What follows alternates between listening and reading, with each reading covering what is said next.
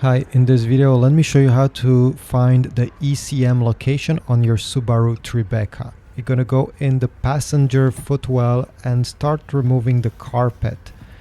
It's quite easy, you just have to pull it out, and if this is in the way, you simply have to unclip it, you see? Remove it, it's easy to put back. So by removing this carpet, by pulling it towards yourself, you're gonna find this metal plate. This is where the ECM is located, under it. So to remove it, you're gonna notice there is some Phillips head screws holding the whole thing.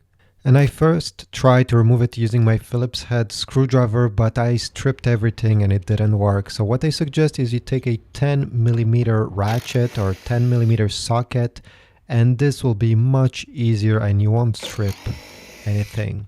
So remove all of them. You have two over here, you have another one on the left side, and finally, after doing this, there is one on the top.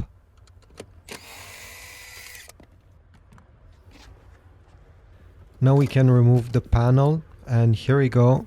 As you see, the ECM is hiding right over there.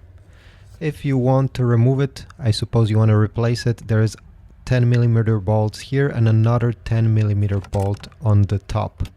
Same thing, just have to unscrew this